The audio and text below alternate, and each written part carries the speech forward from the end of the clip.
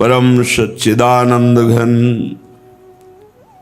प्रेम स्वरूप श्री वृंदावन धाम, श्री वृंदावन धाम के लाड़िले युगल सरकार श्री श्यामा श्याम, समस्त सहचरी वृंद, खगमृग पशुपंछी, यमुना रस रानी, रजरानी, समस्त ब्रजवासी परिकर, सबकी अपार कृपा हम पर है।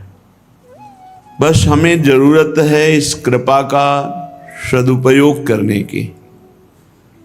कृपा का अनादर करने से हमारी दुर्गति होती चली जा रही है। 5 ज्ञानेंद्रियां, 5 कर्मेंद्रियां, इस सृष्टि के 5 भोगों में ही अपने संपूर्ण जीवन को नष्ट कर देते हैं। शब्द, स्पर्श, रूप, रस, गंध, यही विषय विविध रूप धारण करके हमारी इंद्रियों को, हमारे अंतःकरण को आकर्षित करके हमें अपने परमात्म स्वरूप का विस्मरण कराकर ये दुर्गति की तरफ ले जा रहे हैं। अशांति, घोर अशांति, चिंता, शोक, भय, मृत्यु, ये महान दुख। इसी दुख समस्या से छूटने के लिए भगवान ने हमें मनुष्य देह दिया और अत्यंत दुर्लभ साधु समागम दिया। जहां कपट है कि हम चर्चा तो प्रभु की कर रहे हैं, लेकिन आकांक्षा धन की कर रहे हैं, भोग विलासों की कर रहे हैं, मान प्रतिष्ठा की कर रहे हैं, वो मुद मंगलमय संत समाजू, जो जग जंगम तीर्थ राजू, वो नहीं है। जहां दंभ है, पाखंड है, वो संगम नहीं है। संगम है जहां विवेक अर्थात ज्ञान, वैराग्य अर्थात समस्त भोगों का त्याग, और भक्ति अर्थात परमात्मा तत्व से प्रेम, ये हुआ संगम। भगवत कृपा से भगवत प्रेमी महात्माओं का संग, मानो ज्ञान वैराग्य भक्ति के संगम में हम गोता लगा रहे हैं। संगम में तीर्थराज प्रयाग में स्नान करने पर पाप नष्ट होता है, पाप प्रवृत्ति नहीं। जो पाप की जड़ है वो है पाप प्रवृत्ति। उशंत समागम, उस साधु समागम से पाप भी नष्ट हो जाते हैं और पाप प्रवृत्ति भी जड़ से नष्ट हो जाती है और भगवत प्रीति की वृत्ति जागृत होती है। इसलिए हमारा ये जन्म व्यर्थ नहीं जाना चाहिए। मानते हैं भगवान की माया बड़ी दुरंत है, पर कृपा माया से बलवती है। हम कृपा पात्र हैं। अब हमको माया बहुत दिन तक परास्त नहीं कर सकती, क्योंकि धीरे धीरे हमें इसके दांव पेच पता हो रहे हैं और गुरु कृपा से युक्तियां मिल रही कि हम कैसे इस माया को परास्त करें। दर्शन में बड़े सुंदर भक्त लगते हो, लेकिन हृदय से वही पाखंड, वही दंभ, वही माया, वही नाना प्रकार के नाटक। तो इससे संसारिक भूल सकते हैं, तुम भगवान को नहीं रिझा सकते, तुम भगवत प्रेमी महात्माओं को नहीं फंसा सकते। ये दंभ पाखंड अपना ही नाश करता है। इसलिए मनमानी आचरण छोड़कर शास्त्र सम्मत आचरण करो। जो गुरुदेव के वचन हैं, गुरुवाणी, उसके अनुसार चलो तो तुम्हारा जीवन प्रकाशित हो जाएगा। जैसे बमन को कोई खाना नहीं चाहेगा जो खा के उलट दिया जाता है, ऐसे ही बमन के समान भोग लगते हैं उसको जो भगवान के चरणारविंद की भक्ति करता है। आखिरकार देखो ना, इस जन्म में सब कुछ देख लिया, एक बार प्रभु को पाकर देखो, एक बार परमात्मा से चित्त लगा के तो देखो। पर ऐसा आकर्षण माया का है कि प्रभु दिखाई नहीं दे रहे, माया दिखाई दे रही, तो लगता है इसे भोग लेते हैं। बस यही हमारी फिसलन की वृत्ति हमें अध्यात्म की ऊंचाई पर नहीं चढ़ने दे रही। आप किसी भी पावन चरित्र को महापुरुष के सुनिए, उसमें उनका प्राण समर्पण, बलिदान और पूरा जीवन भारी कष्टमय सह करके तब वो किसी भी मार्ग में देखे। कल आपने सत्संग सुना, भगवती अम्बा पार्वती जी भगवान शिव के लिए कितना कठिन तप किया। परीक्षा हुई कि तुम्हें वैकुंठनाथ भगवान श्री हरि को पति रूप में वरण करा देंगे, छोड़ो तपस्या। नहीं, करोड़ बार जन्म लूंगी, हर बार देवाधिदेव महादेव शंकर को पति रूप में प्राप्त करने के लिए ऐसे ही कठोर तप करूंगी। ये बात बिना तप किए, बिना कष्ट सहे, बिना इंद्रियों की विलासता का त्याग किए कोई सत्य सच्चिदानंद के ज्ञान को या प्रेम को प्राप्त कर पाया है क्या? प्रत्येक चरित्र हमें उपदेश देते हैं भोग विलासता का त्याग। यदि नाम नहीं चल रहा तो बातें बनाने से आप माया की इस विपत्ति संपत्ति रूपी जाल से, दुख सुख रूपी जाल से आप नहीं बच सकते। आपको गिरना पड़ेगा, आपको दुखी सुखी होना पड़ेगा। एक बालक 5 वर्ष की अवस्था है। श्रीमद् भागवत महापुराण, महाराज मनु शतरूपा का आपने महिमा सुनी। उनके 2 पुत्र थे, उत्तानपाद, प्रिव्रत। उत्तानपाद छोटे, प्रिव्रत बड़े थे। उत्तानपाद महाराज के 2 पत्नियां थी, सुनीति और सुरुचि। छोटी वाली पत्नी बहुत सुंदर, तो राजा की बहुत प्रिय थी। उत्तानपाद राजा की बड़ी प्रिय रानी थी सुरुचि, और जो सुनीति थी वो बड़ी रानी थी और बहुत धर्मज्ञ थी। सुरुचि मानो नाम का पूरा प्रभाव स्वभाव पे पड़ गया। अपनी रुचि के अनुसार हो तो ठीक है, रुचि के प्रतिकूल हो तो बर्दाश्त नहीं, ऐसी छोटी रानी। और सुनीति वो रुचि के अनुसार नहीं, वो नीति के अनुसार चलती थी। हमारी रुचि क्या है? अभी अच्छी रुचि है, फिर गलत रुचि हो सकती है, लेकिन शास्त्र क्या कहता है, गुरुवाणी क्या कहती है, हमको उसके अनुसार, सुनीति, गुरु के वचन के अनुसार, नीति के अनुसार चलना। तो जो सुनीति से चलता है उसके ध्रुव प्रकट होते हैं। वैसे सुनीति से चलने वाले अरबों में कोई एक होंगे, और रुचि से चलने वाले, सुरुचि से चलने वाले सब हैं। और राजा को रुचि प्रिय थी, सुरुचि। उत्तानपाद हम सब हैं, पैदा ऐसे ही हुए हैं। 2 हैं, अंदर आओ, सुमति, सुनीति। और जब रुचि के अनुसार चला जाता है तो कुमति बढ़ जाती है, और कुमति अमंगल कारिणी होती है, और सुमति संपत्ति और सुख प्रदान करने वाली होती है। सुमति सुनीति, कुमति सुरुचि। अपनी रुचि के अनुसार चलना, अपनी रुचि के अनुसार थोड़ी चला जाता है, शास्त्र और गुरु की वाणी के अनुसार चला जाता है। यद्यपि राजा को सुनीति जैसी महामहिम रानी प्राप्त थी, पर वो प्यार करते थे सुरुचि को। राजा कौन है? ये जीव। ये जीव रुचि के अनुकूल चलता है। जैसी मन बुद्धि रुचि दे रहे हैं उसी की सलाह में भटकता चला जाता है। और जो सुनीति बुद्धि होती है वो भटकने नहीं देती। नहीं, ये गलत है, नहीं होगा, ये शास्त्र विरुद्ध है, ये धर्म विरुद्ध है। राजा को सुरुचि अधिक प्रिय थी। सुनीति जी के पुत्र हुए ध्रुव जी, पर सुनीति को राजा प्यार वैसा नहीं करते थे। एक दिन राजा उत्तानपाद सुरुचि के पुत्र उत्तम को गोद में बैठालकर प्यार कर रहे थे। अगर उत्तम न माने तो रुचि रही नहीं जाएगी। अपनी रुचि को श्रेष्ठ मानने के कारण ही, मान्यता देने के कारण ही दुर्गति होती है। वो उत्तम को दुलार कर रहे थे तो ध्रुव जी राजा के समीप गए, महाराज उत्तानपाद के, और ऐसे 5 वर्ष के बालक थे, ऐसे हाथ उठाया कि पिताश्री हमको भी गोद में ले लें। अब ये सुरुचि के खिलाफ हुई ना, कि जहां मेरा पुत्र वहां सौत का पुत्र कैसे?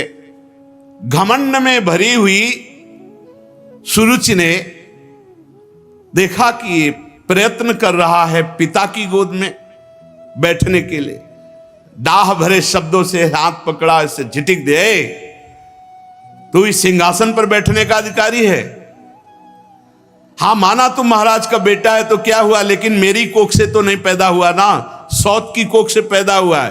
तो अभी नादान है, तुझे पता नहीं कि सिंहासन पर बैठने के लिए मेरी कोख से पैदा हुए पुत्र का ही अधिकार होगा। ये दुर्लभ इच्छा तेरी पूर्ति होने वाली कभी नहीं। और झिटिक दिया ध्रुव को। एक बात सुरुचि के मुख से बहुत अच्छी निकल गई। भगवान जब कृपा करते हैं तो प्रतिकूलता मिलती है, और प्रतिकूलता भगवान की तरफ बढ़वाती। विपत्ति, दुख, अपमान, प्रतिकूलता ये भाग्यवान को जब मिलती है तो भगवान की तरफ बढ़ते हैं, और अभागी को जब मिलती है तो इसी में डूब जाता है। ऐसे अपमानित करना छोटे बालक है, तू पिता की गोद में बैठने का अधिकारी नहीं, क्योंकि तू दूसरी माता के गर्भ से, माना तू राजा का पुत्र है, लेकिन मेरी कोख से जन्मे तब तू अधिकार प्राप्त करेगा। तपसाराध्यम पुरुषम तस्यैव अनुग्रहेण में, जा परम पुरुष भगवान की आराधना कर और उनकी कृपा मना, और फिर मेरे गर्भ से जन्म ले, तब इस सिंहासन पर गोद पे बैठने का अधिकारी होगा। ध्रुव जी को बहुत बुरा लगा मां का व्यवहार। अंदर अब बालक हैं, कुछ कह नहीं सकते, रो दिया, और बहुत ही हृदय में कष्ट हुआ कि ऐसा कैसे, मेरे भी पिता हैं, मेरी भी मां तो इनकी रानी है, ऐसा कटुवचन महाराज भी सुन रहे हैं, कुछ बोल नहीं रहे। और सुरुचि तो कड़वा बोलकर झिटक ही दिया। महाराज की मुख की तरफ देखा ध्रुव जी ने, एक शब्द नहीं। तो रोते हुए अपनी माता के पास गए। ये देखो सुनीति शिशक शिशक कर रोकर मां से लिपट गए। मां ने गोद में उठा लिया। क्या हुआ बेटा? तो जदासी थी वो बोली कि ऐसी ऐसी घटना घटी, सुरुचि जी ने ऐसा ऐसा बर्ताव किया, महाराज कुछ बोले नहीं। बहुत धीरज टूट गया सुनीति जी का। देखो विपत्ति भगवान की प्राप्ति कराने वाली है। वो बहुत से सूक्ष्म में, क्योंकि महाराज बात भी नहीं करते थे और कम से कम बेटे को दुलार कर लेते। बेटे का अपमान तो रुदन को बहुत रोका कि अगर हम रुदन करने लगी तो मेरा बेटा तो धैर्य ही टूट जाएगा। आंसुओं को अंदर ही रोक करके कहा, बेटा पहली बात तो यह है कि जो तुम्हारा अमंगल करे उनका कभी अमंगल नहीं सोचना चाहिए। ये सुनीति, ये नीति है। जो तुम्हारा अमंगल करे उनके लिए भी अमंगल नहीं सोचना। धन्य है मां जो ऐसा उपदेश कर रही। बेटा जो दूसरों को दुख देता है उसको अंततो गत्वा दुख भोगना पड़ता है। ये सुनीति। तुम उसके दुख की कामना मत करो, वो खुद भोग लेगा। और जो तुम्हारी माता सुरुचि ने कहा ना, बहुत सुंदर लगा मुझे। उन्होंने कहा ना कि ठीक है तुम राजा के पुत्र हुए तो क्या हुए, तो बेटा महाराज मुझे पत्नी की दासी भी स्वीकार करने में अब लज्जा आती है उनको, क्योंकि नवीन रानी मिल गई है तो मुझे दासी भी नहीं मानते, पत्नी की क्या बात। पर बेटा एक बात तुम्हें बहुत अच्छी मां ने कही कि तुम भगवान नारायण की आराधना करो। तो यह बात हमें बहुत अच्छी लगी। क्या बेटा तुम उन माता की बात मानोगे? और मेरी भी सहमति है कि तुम भगवान की आराधना करो। और देखो भगवान की आराधना करने से तुम्हारे परदादा ब्रह्मा जी को परमेष्ठी पद प्राप्त हुआ। तो मुझे लगता है कि तुम चाहो तो ऐसा पद प्राप्त हो सकता है जिसे ब्रह्मा भी नमस्कार करें, ऐसा पद। इसीलिए माता और पिता सबसे बड़े गुरु माने गए हैं। अगर गलत सलाह दे दे तो जीवन बर्बाद हो जाए बच्चे का, और अच्छी सलाह दे दे तो जगत बंदनी पुत्र हो जाए।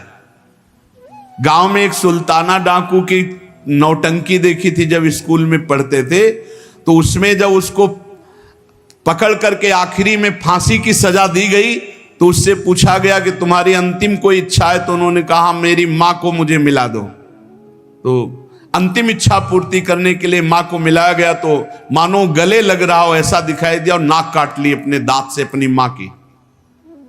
तो अफसरों ने पूछा ऐसा क्यों तुमने किया है, तुम्हारी मां है। बोले पहली बार जब कलम चुरा के स्कूल से लाया था तो इस मां ने कहा था शाबाश बेटा, लिखने के काम में आएगी। मैंने समझा अच्छा कार्य है और आज मैं इतना भारी चोर बना कि मुझे फांसी की सजा मिल रही। अगर पहले दिन मां थप्पड़ मार देती तो आज फांसी का फंदा मेरे गले में न लगता। ये वो मां है मुझे डकैत बनाने वाली। मां प्रथम गुरु है, इसीलिए बहुत संभल कर आचरण करना चाहिए बच्चों के सामने, बहुत संभल कर जबान खोलनी चाहिए। ऐसा व्यवहार, ऐसा बर्ताव जिससे उनके संस्कार गलत ना होने पावे। सुनीति जी ने कहा, तुम्हारी मां ने बहुत ठीक कहा कि भगवान श्री हरि की आराधना करके, तो आराधना शब्द पर ध्यान दो बेटा। तुम देखो तुम्हारे दादा स्वयंभू मनु स्वयं बड़ी बड़ी दक्षिणा वाले यज्ञों से भगवान की आराधना करते रहते हैं और अलौकिक पदवी को प्राप्त हुए, अलौकिक सुख को प्राप्त हुए। बेटा मेरी भी यही इच्छा है। ओहो धन्य है माता सुनीति को। मेरी भी यही इच्छा है कि तू भक्त वत्सल भगवान की आराधना कर और जन्म मृत्यु चक्र से छुड़ाने वाले जनार्दन भगवान श्री हरि का साक्षात दर्शन प्राप्त कर, उन्हीं के मार्ग का अनुसरण कर। बेटा जब तू पवित्र हृदय से भगवान का भजन करके पुकारेगा तो बहुत जल्दी भगवान तुझे दर्शन दे देंगे और भगवान का मिलना परम मंगल। बेटा कमलदल लोचन भगवान श्री हरि को छोड़कर कोई तुझे दुख रहित कर सके ऐसा मुझे नहीं दिखाई देता। इसीलिए बड़े बड़े ऋषि मुनि महात्मा जन ब्रह्मा आदि जिनकी वंदना करते रहते हैं, उन्हीं भगवान को तू रिझा ले। लक्ष्मी जी दीपक की भांति कमल लेकर जिनकी खोज करती रहती, उन्हीं भगवान को तू रिझा ले। मेरी भी ये इच्छा है। माता के जब वचन सुने तो रोना बंद कर दिया और विचार किया कि जब मां की भी यही अनुमति है तो मुझे बुरा नहीं मानना चाहिए भी माता के वचन को, और अब मैं भगवान की आराधना करूंगा। साष्टांग दंडवत हुए मां के चरणों में और कहा मां अब मैं तभी आपके सामने आऊंगा जब भगवान का दर्शन पालूंगा। प्रणाम किया। 5 वर्ष के बालक ध्रुव जी हैं और भगवान की प्राप्ति के लिए राज्य से निकल पड़े। जब कोई भगवान की प्राप्ति के लिए चलता है तो गुरु की अत्यंत आवश्यकता होती है। बिना गुरु के भगवत प्राप्ति असंभव, असंभव। परम गुरु देवर्षि नारद जी उसी समय आ गए। ध्रुव जी को ऐसे दुलार कर ले, कहां जा रहे हो राजकुमार, कहां जा रहे हो? देवर्षि नारद। ध्रुव जी एकदम सावधान। नारद जी देख रहे कैसा स्वभाव इस बालक का दृढ़ है, मतलब एक नेत्रों से तेज प्रकट हो रहा है ध्रुव के। तुम नन्हे से बच्चे हो, सौतेली मां के कटु वचन से तुम्हारा हृदय दुखी हुआ। बेटा तू तो अभी बच्चा है, तपस्या क्या जाने, भजन क्या जाने, खेल कूद में मस्त रहे, ये बात तेरे बस की नहीं। अच्छा रही मान अपमान की बात, तो 5 वर्ष के बालक तेरे को क्या मान अपमान, बच्चे को क्या मान अपमान, फिर कोई और थोड़ी था, तेरे माता पिता ही तो थे। देखो तुम्हारा यह अज्ञान है जो तुम बुरा मान रहे हो, लौट जाओ, अपने घर जाओ, खेलो कूदो, तुम्हारी तपस्या या भजन करने की अवस्था नहीं। जीव को अपने कर्मानुसार भोगना पड़ता है, सुख दुख मान अपमान लाभ हानि, संतुष्ट रहो। ऐसा मत विचार करो कि कोई अपमान किया। अच्छा तू माता के उपदेश से योग साधना के द्वारा भगवान की प्राप्ति करने चला है। अरे तुम्हारे जैसे बालकों के लिए ये बहुत कठिन है, ये तो बड़े बड़ों के लिए कठिन। तुम तो अभी बालक हो। बड़े बड़े योगी जन अनेक जन्म जन्मांतर साधना करते रहते हैं, बड़ी बड़ी कठोर तपस्याएं करते रहते हैं, पर भगवान के मार्ग का ही पता नहीं पाते। भगवान की प्राप्ति तो जाने दो। इसलिए हट छोड़ो, घर वापस जाओ। जब बड़े हो जाना तब फिर साधना के लिए प्रयत्न करना। देखो, जब कोई भगवत मार्ग में, सही मार्ग में चलता है तो उसकी परीक्षा होती है।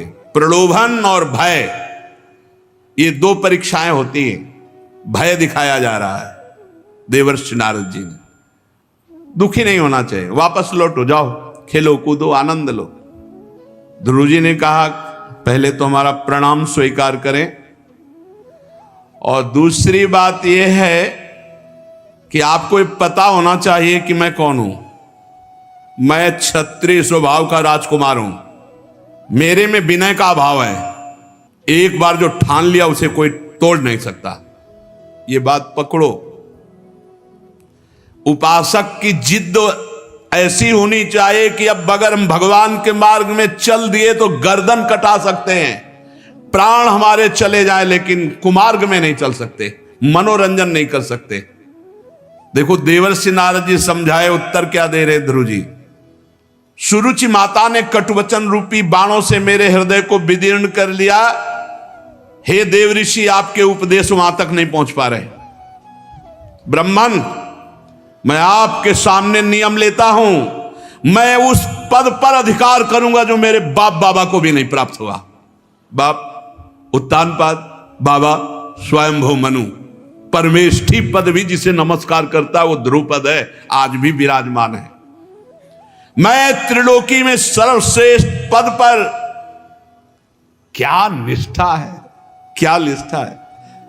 मैं वो त्रिभुवन में सबसे बड़ा पद प्राप्त करना चाहता हूं जिसे बाप बाबा पर बाबा को भी नहीं मिला है, जिन्हें अन्य किसी को प्राप्त ही नहीं हुआ, चाहे हमारे बाबा हो चाहे हमारे पर बाबा हो।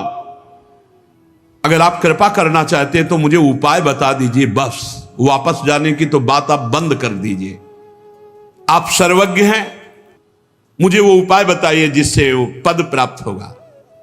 ध्रुव जी की बात सुनकर नारद जी बहुत मुस्कुराए। देखा चेला पक्का है। नारद जी ने कहा, बेटा तेरी माता सुनीति ने जो तुझे बताया वो तेरे लिए परम कल्याण का मार्ग है। बहुत सुंदर, बहुत सुंदर। भगवान श्री कृष्ण ही, भगवान श्री हरि ही वो उपाय है जिससे परम पद प्राप्त होता है। तू चित्त लगाकर उन्हीं का नाम जप कर, भजन कर। जिस पुरुष को धर्म, अर्थ, काम, मोक्ष कुछ भी चाहिए, उसे एकमात्र भगवान के नाम जप। ध्यान दो, भगवान का नाम। विश्वास नहीं लोगों को हो रहा है, ये माया का नाम पकड़ लो, सब प्राप्त हो जाएगा। बेटा तेरा कल्याण हो। अब तू यमुना जी के तटवर्ती परम पवित्र मधुवन मथुरापुरी को जा। आदेश किया।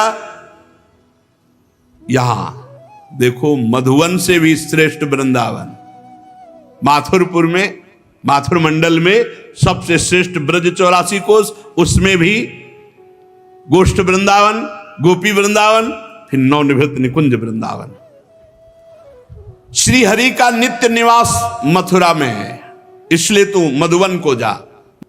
वहां श्री हरि नित्य विराजमान रहते हैं। पुण्यम मधुवनम यत्र सानिध्यम नित्यदा हरे। बड़ा पुण्यमय क्षेत्र है मथुरापुरी, यहां नित्य भगवान श्याम सुंदर विराजमान रहते हैं। और परम पावन श्री यमुना जी, कालिंदी जी, उनमें तीनों समय स्नान करना, 3 टाइम यमुना जी का स्नान करना, और स्थिर होकर बिना हिले डुले शरीर को ऐसे रेचक किया जाता है, ऐसे पूरक किया जाता है, ऐसे कुंभक किया जाता है। प्राणायाम सिखाया, प्राणों को वश में करना।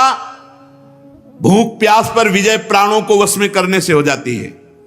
और निरंतर प्रसन्न रहते हुए भगवान का नाम जप करते हुए उनका ध्यान करना। बेटा, जिस समय तुम्हारा मन भगवान के स्वरूप में लग जाए तो मैं तुम्हें मंत्र बता रहा हूं। इस मंत्र का जिस नियम से मैं बता रहा हूं, जब करोगे तो 7 दिन में सिद्धों के दर्शन हो जाएंगे। 7 दिन में।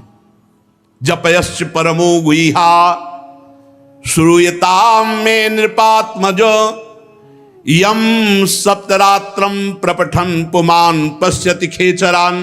जो आकाश में सिद्ध विचरण करते हैं, 7 दिन इस मंत्र के जप से, जैसी मैं पद्धति बता रहा हूं, सिद्धों के दर्शन हो जाएंगे। सिद्धों के दर्शन होने का मतलब है भगवान की दर्शन की सामर्थ्य आना। पहले सिद्ध संतों के दर्शन होते हैं, भगवान के दर्शन के पहले सिद्ध संतों के, भगवत प्राप्त संतों के दर्शन होते हैं। ये जो मंत्र है इसका गुप्त रूप से गुरुजन प्रदान करते हैं। शास्त्रों के मंत्रों का कभी कीर्तन या उच्चारण नहीं करना चाहिए, ये अंदर ही अंदर उपांश या मानसिक जपे जाते हैं। जो ऐसा शास्त्र मर्यादा विरुद्ध कीर्तन आदि करते हैं उनके सुकृत नष्ट हो जाते हैं, शास्त्रीय विधान है। देवर्षि नारद जी ने द्वादशाक्षर मंत्र का उपदेश किया। प्रभु का कैसे पूजन करना है, भाव के द्वारा देवर्षि नारद जी ने बताया और कहा मौन का आश्रय लेना और आहार पर संयम करना, ये दो बातें साधु के लिए या भगवत प्राप्ति करने वाले वैष्णव के लिए बहुत आवश्यक है, बहुत आवश्यक है। वाणी में शासन रखो, मौन का आश्रय लो, कम बोलो, भगवत शब्द बोलो, हितकर बोलो, सत्य बोलो, नहीं तो मौन रहो, और आहार पर संयम कर लो। आहार पर, ये बहुत बढ़िया बात है। ये दो चीजें जीवन में सदैव रही हैं, क्योंकि गंगा किनारे किसी से बात करना नहीं और भोजन की व्यवस्था ही नहीं। जब कभी कभी थोड़ा गुड़ मिल जाता, कभी जैसे गंगा किनारे रहे, वो खेती जो करते हैं, बारी लगाते हैं, वो कभी एक परेठा दो परेठा दे दिए गंगा जल के साथ, बहुत आनंद में। ये साधक को दो चीजों पर ध्यान देना चाहिए, वाणी मौन, आहार थोड़ा। देखो अभ्यास है, जैसा कर लो कर लो। एक एक कवल कम करते जाओ, कम होता जाएगा, और एक एक कवल बढ़ाते जाओ तो पेट बढ़ता जाएगा, चर्बी बढ़ती जाएगी, भजन वजन तो होना नहीं। फिर भोजन नीरस, भजन सरस, और भोजन सरस तो भजन नीरस। नारद जी ने उपदेश किया कि भगवान की सबसे बड़ी पूजा क्या है, मौन रहना और आहार को बहुत लघु रूप में करना, और निरंतर भगवान के इस मंत्र को और इसी मंत्र से भाव के द्वारा पूजन करना। इस प्रकार जब हरि का मन वाणी शरीर से पूजन होगा तो तुम्हारा हृदय पवित्र हो जाएगा। निश्चल भाव से जब भगवान का ये द्वादशाक्षर मंत्र जप करोगे तो भगवान बड़ी जल्दी आकर आपको दर्शन देंगे। गुरुदेव ने मंत्र दिया, साधन बताया, भगवान का रूप। श्री ध्रुव जी ने नारद जी की 4 परिक्रमा की गुरुदेव की, धन्य है। देखो भगवत मार्ग में चले तो गुरु मिल गए। साष्टांग दंडवत प्रणाम किया और उनके चरण चिन्ह से रज माथे पे लगाई। ध्रुव जी के ऐसे गुरुदेव दुलार कर रहे हैं, जाओ बेटा, निश्चित भगवान श्री हरि मिलेंगे।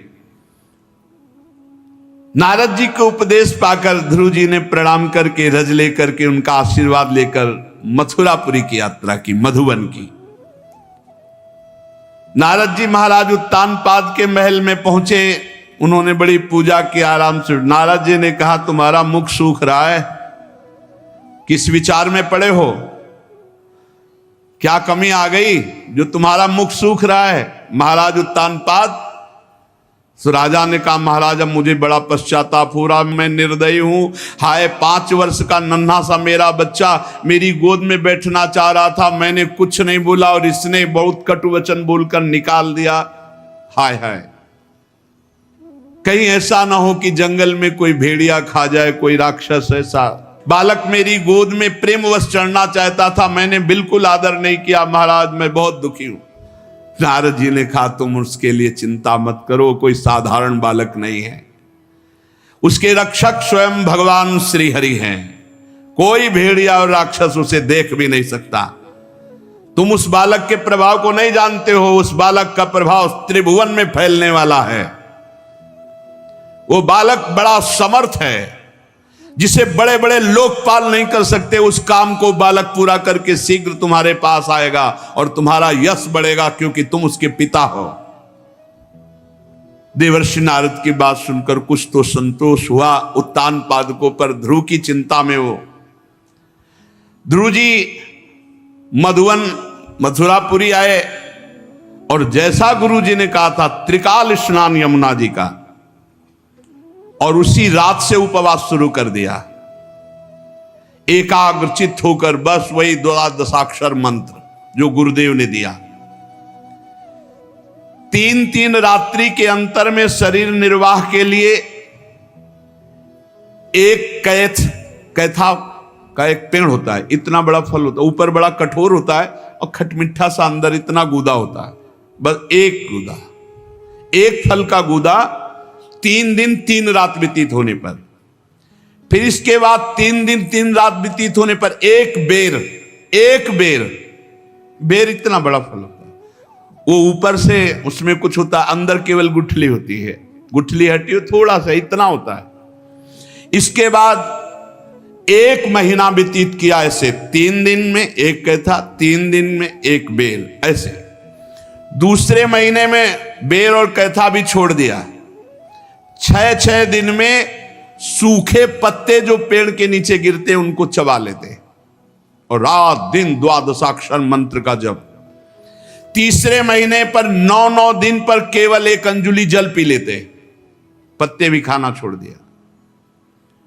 चौथे महीने में जल पीना भी छोड़ दिया, केवल श्वास, बस वायु चल रही है और वायु भी 12-12 दिन तक रोकने लगे। 12 दिन वायु ही नहीं लिया। पर बहुत विचित्र, 5वें महीने में श्वास को जीतकर एक पैर केवल खंबे केवल खड़े होकर के, जैसे खंबा, ऐसे एक पैर केवल, दोनों हाथ ऊपर उठाए, श्वास को रोक लिया, मन को खींचकर परमात्मा में पूर्ण स्थित, श्वास बंद। गजब की साधना, गजब की। जे ही पर ब्रह्म की धारणा करके श्वास बंद करके हाथ उठाए, 12-12 दिन तक श्वास ले, त्रिभुवन कांप उठा। जैसे ध्रुव जी ने श्वास रोक करके समाधि भाव से, तो पृथ्वी कांपने लगी, त्रिभुवन में हाहाकार मच गया, बड़े बड़े देवता लोकपाल ब्रह्मादि भयभीत हो गए। श्वास सबकी रुक गई, सबकी। ध्रुव जी ने अपनी रोकी तो सबकी रुक गई। अन्य जीवों का सब श्वास प्रश्वास रुक गया। लोकपाल घबरा कर ब्रह्मा जी सहित सब हरि की शरण में, भगवान सृष्टि का नाश हो जाएगा। सबकी प्राणवायु रुक गई, अभी अभी एक क्षण में सब मर जाएंगे। आप दुख से छुड़ाए, भगवान ने कहा डरो मत, ये कोई अनिष्टकारी बात नहीं। उत्तान पाद के पुत्र धोने मुझ विश्वात्मा में चित्त को लगाकर अपनी श्वास रोक ली तो सब विश्व की श्वास रुक गई, क्योंकि भगवान विश्वात्मा है। मैं अभी निवृत्त करता हूं इस तप से। सब देवता लोग अपने अपने लोग को, भगवान तत्काल गरुड़ पर चढ़े और मथुरापुरी आ गए। गरुड़ की जो गति है वो मन से भी बढ़कर है। जैसे मन, आप बंबई गए तो 1 सेकंड के भी कम हिस्से में बंबई पहुंच जाएगा, इससे भी ज्यादा तीव्र गति गरुड़ भगवान की है। वहां पहुंच गए, देखा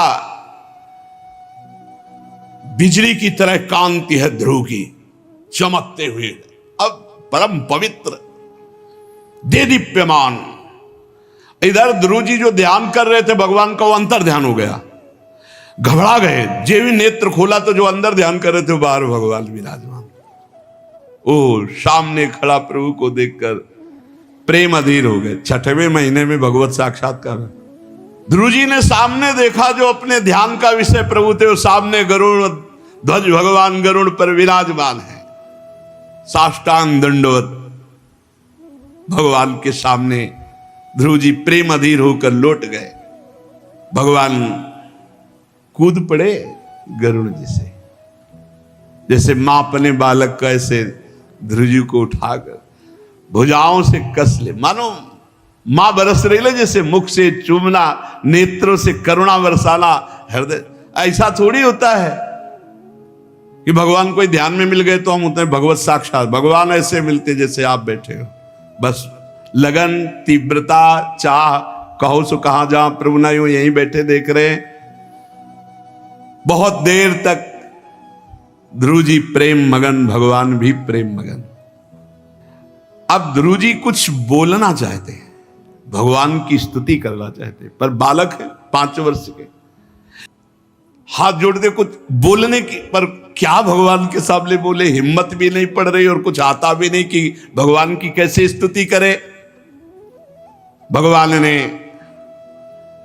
ध्रुव जी की ये स्थिति देखकर पांचजन शंख को कपोल पे छुआ दिया। ध्रुव जी के जो ही छुआया तो तत्काल ब्रह्मबोध हो गया। इसमें लिखा है तत्काल अपने स्वरूप का बोध ध्रुव जी को हो गया, ब्रह्मबोध हो गया छुआते ही। ये बड़ी महिमा की बात है। ध्रुव जी ने भगवान की बड़ी दिव्य स्तुति की। सुख दुख में समान, लाभ हानि में समान, जय पराजय में समान, ये स्थिति भजन प्रदान करता है। इसलिए निरंतर नाम जप और अपने कर्तव्य का पालन। गोस्वामी श्री तुलसीदास जी महाराज संपूर्ण ज्ञान वैराग्य और भक्ति के रहस्य के ज्ञाता है। कोई ऐसा क्षेत्र नहीं जो गोस्वामी तुलसीदास जी की सूक्ष्म दृष्टि से बचा हो, चाहे वो शुद्ध ब्रह्मबोध हो या घोर वैराग्य हो या लोक धर्म हो या भागवत धर्म हो या प्रेम धर्म हो। वो कह रहे हैं इस कलिकाल में दिव्य सिद्धि केवल भगवान नाम जप से मिलेगी। हमारे शास्त्र भी कहते हैं सतयुग में ध्यान प्रधान भगवत प्राप्ति, त्रेता में यज्ञ प्रधान भगवत प्राप्ति, द्वापर में पूजा प्रधान भगवत प्राप्ति, कलयुग में नाम प्रधान। और वैसे तो चहुयुग चहुश्रुति नाम प्रभाव, चारों युगों में, चारों वेदों में, चारों वर्णों में कोई भी हो, चारों आश्रमों में, चाहे ब्रह्मचर्य आश्रम हो, वानप्रस्थ आश्रम हो, गृहस्थ आश्रम, संन्यास आश्रम, सब में नाम। यदि नाम जप नहीं है तो सब खोखला है, हृदय खोखला रहेगा। और हृदय खाली रहेगा तो काम आदि विकार उसको परास्त करते रहेंगे। गोस्वामी जी कह रहे हैं भगवान का नाम एक कल्प तरु है, जो चाहोगे प्राप्त हो जाएगा। हरिवंश महाप्रभु कहते हैं असत कार्यों में प्रश्न नहीं होगा, गंदे आचरणों में प्रश्न की झड़ी नहीं लगेगी, लेकिन सत आचरण में, भगवत मार्ग में, भगवान में प्रश्न के ऊपर प्रश्न। इसीलिए कह रहे तुम्हें मेरी शपथ है, कृष्ण के गुणों का गान करो, खूब नाम जप और गुण यही संचय करो, यही धन है। अगर आपके जीवन में नाम नहीं है, भगवान नाम रूपी धन एकत्रित नहीं किया, तो तुम्हारे साथ वही पाप जाएगा और तुम्हारे शुभ कर्म जाएंगे और बार बार जन्म मरण के चक्र में फंसोगे। चाहे जितने यहां बड़े धनी हो, तुम दरिद्र हो यदि तुम्हारे पास नाम रूपी धन नहीं। भगवान नाम रूपी धन जिसके पास, वही धनवान। नाम जप कर रहे हैं मानो हम कल्प तरु प्राप्त कर लिए। कल्प तरु जो चाहो वो प्राप्त करा देगा। अब हम बाजार में गए, बड़ी कीमती वस्तु पसंद की, लेकिन पैसा नहीं, मांगने से दे देगा क्या? नहीं मिलेगा। ऐसे ही संसार ये बाजार है। अगर इसमें तुम्हें कोई वस्तु चाहिए तो तुम्हारे पास सुकृत चाहिए, पुण्य चाहिए। कहां है? चाह कर रहे हो बड़ी ऊंची, आचरण कर रहे हो नीचे, और तुम्हारे पास ना नाम रूपी धन है ना पुण्य रूपी धन है। तुम मांगने से, चाहे मंदिर में मांगो जाके, चाहे जहां, ऐसे नहीं पूर्ण होता है। नहीं, सबके पूर्ण हो जाते कामनाएं। तुम्हारे पास भजन चाहिए, तप चाहिए, सुकृत चाहिए। कबीरा सब जग निर्धना। अगर धन है तो त्रिभुवन में जो चाहोगे वो प्राप्त हो जाएगा। वो धन है परम धन राधा नाम आधार। श्री राधा, श्री राधा, श्री राम, श्री हरि, श्री कृष्ण, जो नाम प्रिय हो, जो गुरु मुख से नाम मिला हो, यही परम धन है। ये नाम, जो जितना नाम जपता है दरिद्रता नष्ट हो जाती है। दरिद्रता देखो, वैसे तो अपने को बहुत धनी समझेंगे, बड़े आदमी मानेंगे, लेकिन इतने नीच दरिद्र हैं, जिधर दृष्टि जाती बस भोग दृष्टि, भोग वासना। माता बहन की तरफ दृष्टि जाए तो गंदी दृष्टि, जिधर देखो गंदगी ही गंदगी भरी चली जा रही। वासना इतनी बड़ी, शराब पीना, मांस खाना, व्यभिचार करना, ये नाना प्रकार की गंदगी, दरिद्र। इन्हें बड़ा कहोगे? ये बड़े हैं? नहीं, बड़े वो हैं जो अपने प्राणों तक का न्यौछावर धर्म के लिए किया, भगवान के लिए किया, समाज के लिए किया, वो बड़े हैं। बड़ा तो है जिसका मन परमात्मा में स्थित होकर शांत हो गया और जगत के लिए अपने प्राणों तक को देने की क्षमता, वो बड़े कहे गए हैं।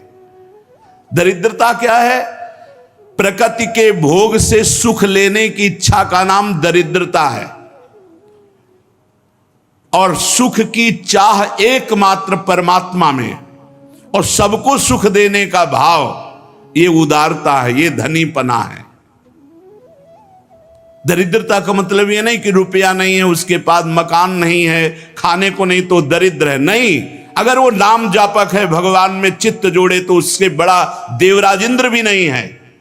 वो देखने को आपको गरीब लग रहा है, लेकिन वो बहुत बड़ा धनी है।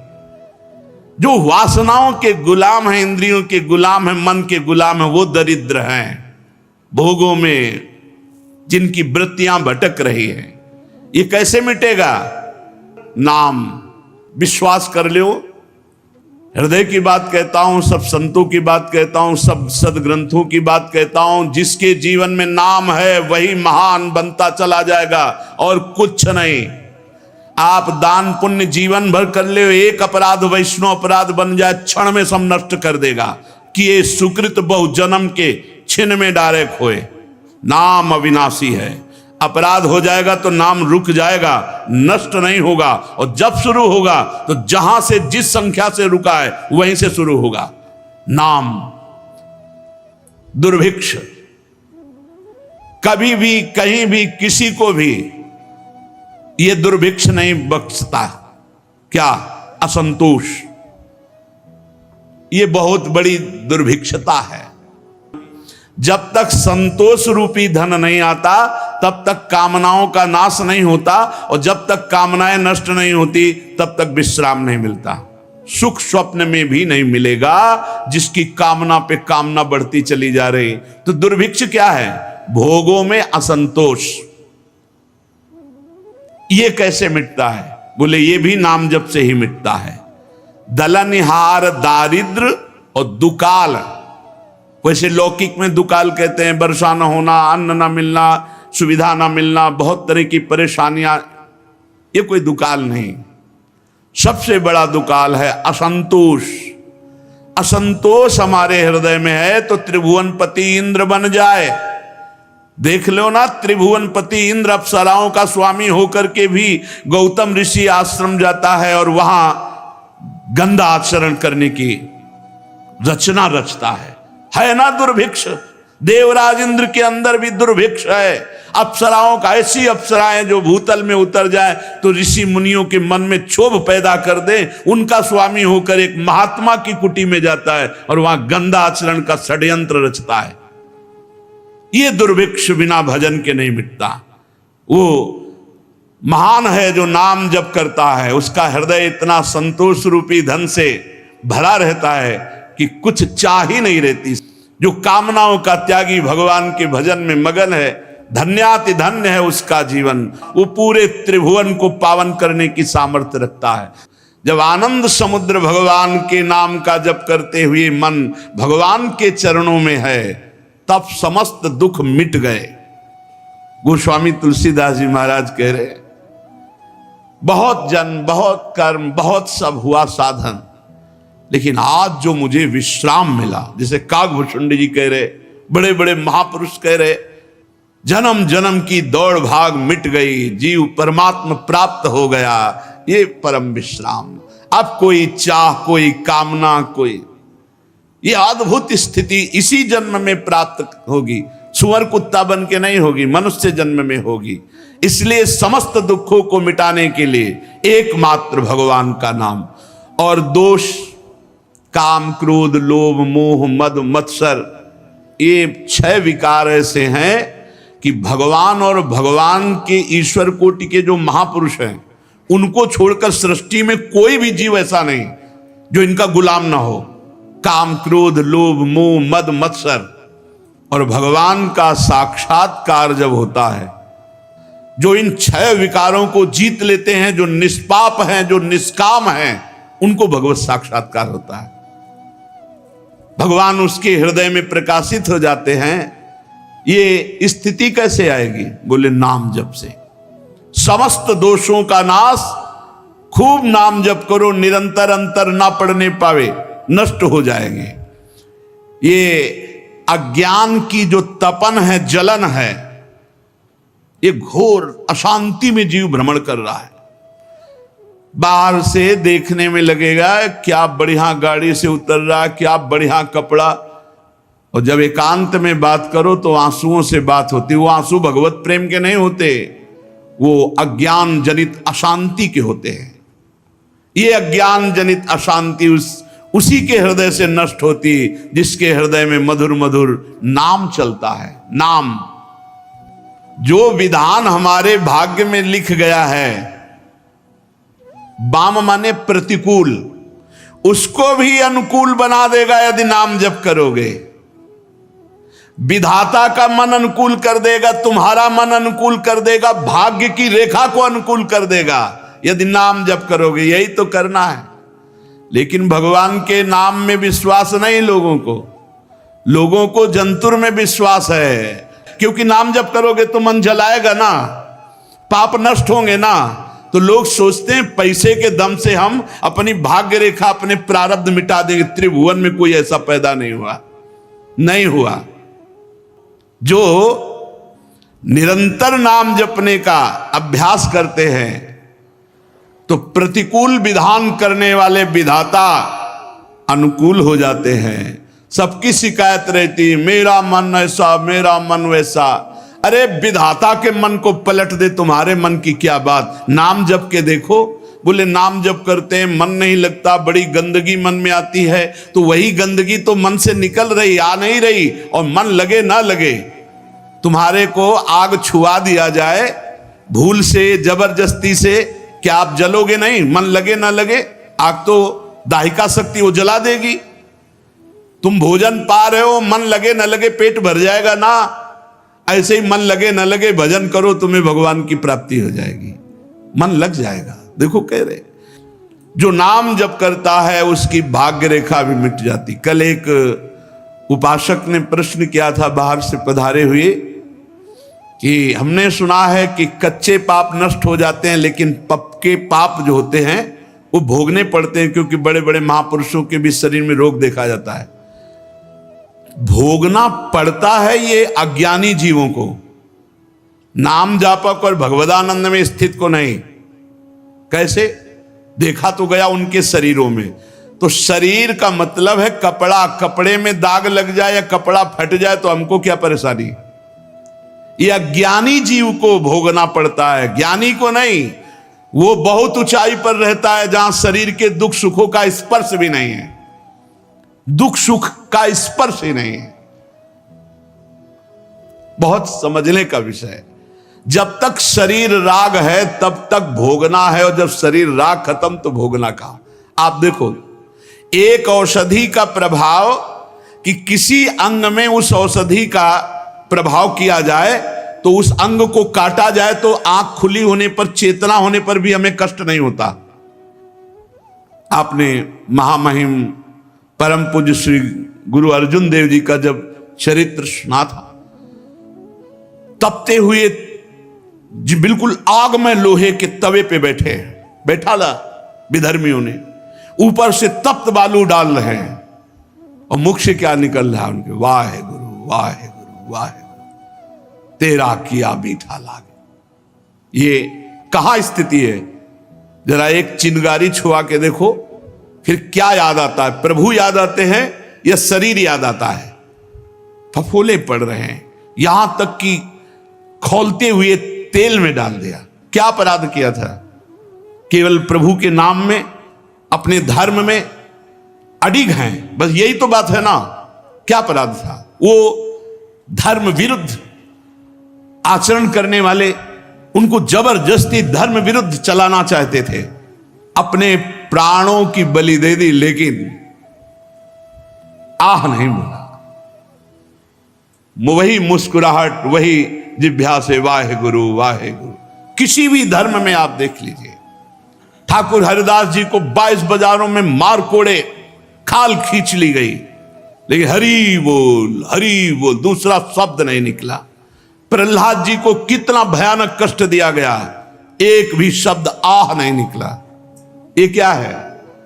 अगर शरीर में होते तो उनको पीड़ा होती, वो शरीर में नहीं, वो अपने स्वरूप में है, जहां ये साधारण अग्नि की क्या, दिव्यास्त्र भी प्रवेश नहीं कर सकते। अग्नेयास्त्र, वायुयास्त्र, वरुणास्त्र ये प्रवेश ही नहीं कर सकते।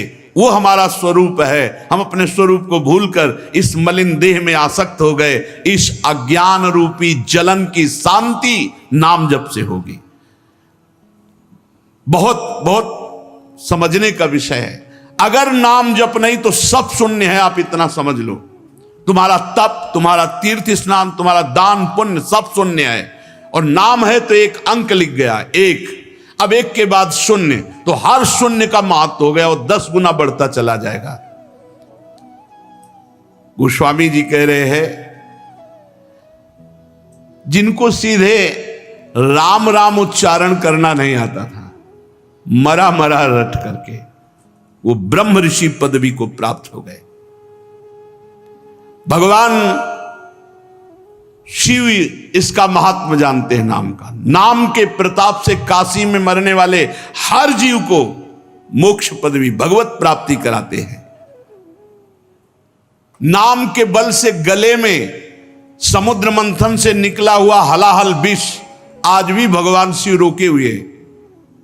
एक घूंट पानी रोक लो, अरे एक घूंट क्या, जरा सा चला जाता है, खोक खोक करने लगते हैं। यहां जो और पूरा हलाहल विष, नीलकंठ भगवान नाम पड़ा शिव जी का। किससे? बोले नाम से। नाम के बल से हलाहल विष को। भलो लोक परलोक तासु जाके बल ललित ललाम को। जिसने एक बात पकड़ ली सत्संग में कि अब हमारे जीवन का उद्देश्य है नाम जप करना, उठते बैठते चलते फिरते और साधन बने न बने नाम नहीं छूटेगा। बोले भलो लोक, इस लोक में तुम्हें कभी दरिद्रता नहीं छू सकती, तुम्हें कभी दुख नहीं छू सकता, तुम एक आनंद की स्थिति में आ जाओगे। पर अभी 2-4 माला जपने की बात हम नहीं कहते कि 2-4 माला से स्थिति। सातु दीर्घकाल निरंतर सत्कार सेवितो दृढ़ भूमि। दीर्घ काल तक, लंबे समय तक निरंतर आदर सहित नाम जप करो तो स्थिति आ जाएगी, दृढ़ भूमि। अध्यात्म की वो स्थिति आ जाएगी जहां दुख सुख का प्रवेश नहीं, हर समय अखंड प्रसन्नता रहती है। इस परम सुंदर भगवान नाम का बल ये है कि लोक में भी सुखी और परलोक में भी सुखी। तो आप कहोगे बड़े बड़े संतों को तुम्हें दिखाई देता है कष्ट है, बिल्कुल कष्ट नहीं है। आपको दिखाई देता है, जैसे अपने लोग उदाहरण में कहते हैं कि श्री रामकृष्ण परमहंस जी के गले में कैंसर था, उनके, ये सब बाहरी बातें हैं। वो जिस आनंद में मगन है, तुम्हारी दृष्टि ही नहीं गई। ये सब शरीर के ऊपर है और शरीर जड़ है। अगर चलाने वाला अपने स्वरूप में है और प्रसन्न है तो कीड़ा भी पूरे शरीर में पड़े हो तो भी मुस्कुराहट में अंतर नहीं। तो अगर मन भगवान से विमुख है तो बहुत देव गंधर्व रूप भी हो तो किस काम का, मरोगे तो है ही है, नष्ट तो होएगा शरीर, फिर क्या। फिर समझ लो, ललित ललाम भगवान के नाम का जिसके पास बल है वो इस लोक में भी सुखी और शरीर छूटने के बाद निश्चिंत होकर, पहले से बुक है व्यवस्था। ये घबरा कौन रहे मरने से? ये मरने से इसलिए घबरा रहे हैं कि व्यवस्था की है यहां सब, अब शरीर और यहां का सब छूट जाएगा और जहां जाना वहां कोई व्यवस्था नहीं, घबरा रहे हैं। यदि तुम्हारे पास भजन बल है, नाम बल है, तो मुकाम पे पहुंचने के लिए सोच नहीं होगा। जैसे आपको किसी परदेश में जाना है, किसी भी देश में, बढ़िया आपके पास वहां पहले से गाड़ी बंगला सब व्यवस्था फिट है, आपके पास गाइड है, पास है, हर खान पान की व्यवस्था है रास्ते के लिए, और बढ़िया विमान पे बैठ के जाना, वहां गाड़ी बंगला है। अब बोलो जाने में कोई परेशानी होगी? हर व्यवस्था वहां। नाम ते सोच न कूच मुकाम को। अब आपके पास नाम रूपी धाम है तो ज्ञान विज्ञान रूपी गाइड है आपके पास, और जब शरीर छूटेगा तो भगवान के धाम में, भगवान की दिव्य लीला में, दिव्यान पहले से बुक हो चुका, पहले से पता चल जाता है। हमारा काम हो गया, ये किसी को प्रमाणित नहीं करने की जरूरत होती, अपनी छाती जानती है। जैसे हमारा पेट भर जाता है तो हमें पता लगता है हम छक गए, ऐसे ही अपने को पता चलता है हमारा जन्म मरण मिट गया, अब हमारा अगला जन्म नहीं होगा, अब हमारा काम हो गया। ये हृदय देखो, गोस्वामी जी कह रहे ना, इस लोक में तो परमानंद रहेगा ही। आप नाम जप के देखो, परमानंद भोगों का मिलना नहीं है, परमानंद सांसारिक मान प्रतिष्ठा नहीं है, परमानंद इससे बिलग है। और वो जब होगा तो इन सब वस्तुओं का महत्व तो नहीं रहेगा, मारी घूमेंगी। और एक रहस्य की बात समझ लो, जब तक तुम माया को पकड़ना चाहोगे कभी नहीं पकड़ पाओगे।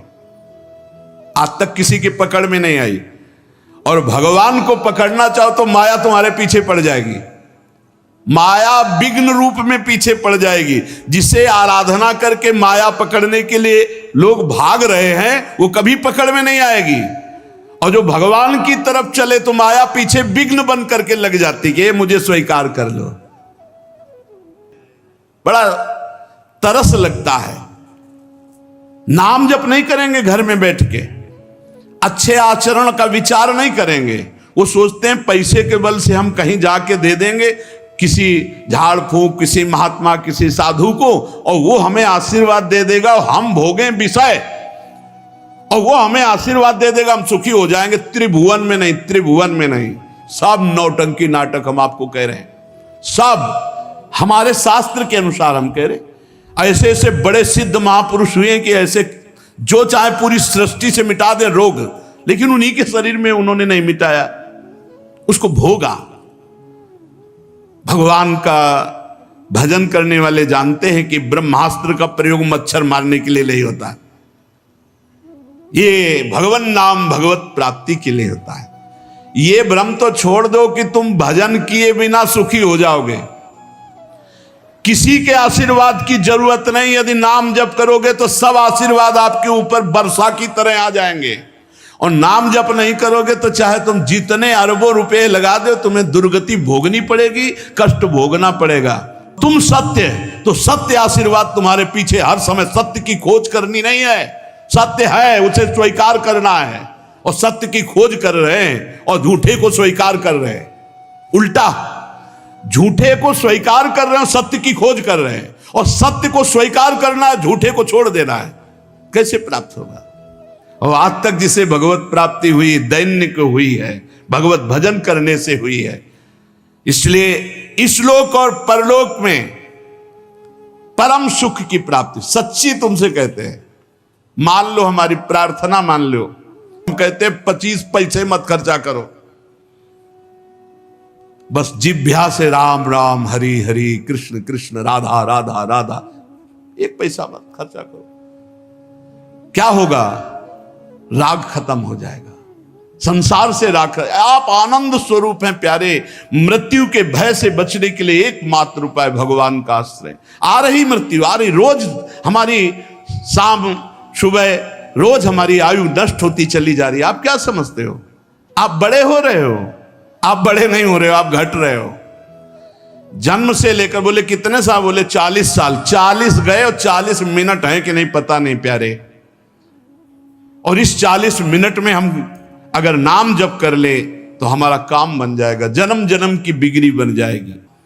जिसने इस परम सुंदर महामहिम नाम का आश्रय ले लिया, वो लोक परलोक दोनों में सुखी हो गए। और जब संसार से जाने की बात आती है तो हृदय में आनंद होता है। एक आए थे बड़े धनी मानी पदाधिकारी, उन्होंने अपना परिचय दिया कि अगर हम आपको अपना कमरा दिखाएं तो इतनी वो जो इनाम मिलते हैं भारतीय सरकार से, टॉफी और मेडल जो भी कहते हैं, वो सब टंगे आपको दिखाई देंगे और दुनिया की हर सुख सामग्री हमारे पास है, खूब सम्मान प्राप्त हुआ है, पर अब मैं भयभीत हूं। तुमका किस बात से? बोले मरना पड़ेगा इस बात से, मेरी वृद्धावस्था है, अब लगता है मरूंगा मरूंगा तो सब छूट जाएगा, इससे कैसे बचूं?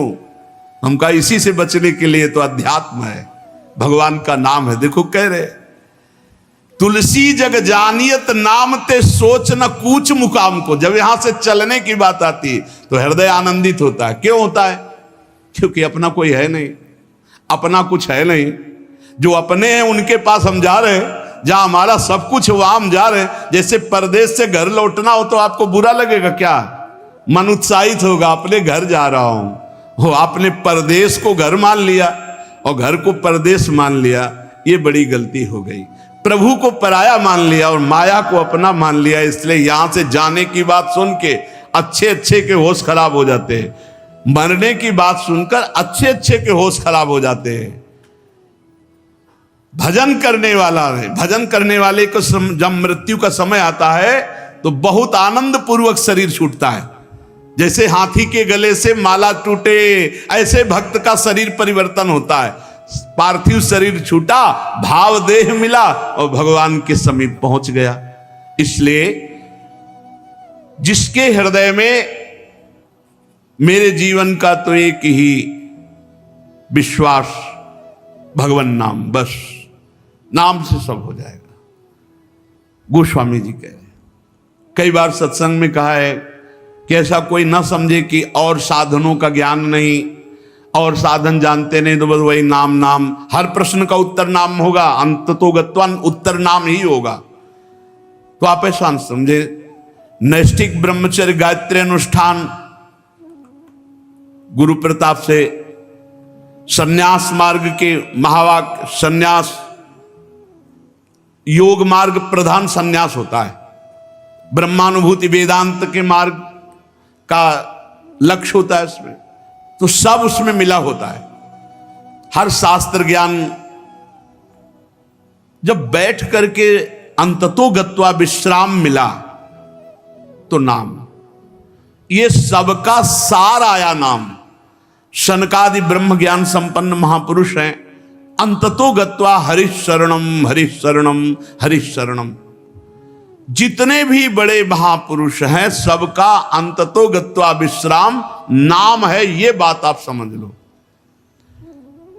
अगर नाम जीवन में नहीं है तो खोखला जीवन मिलेगा। आप देख लेना, खोखला जीवन क्या होता है, परमार्थ में खोखला जीवन क्या होता है।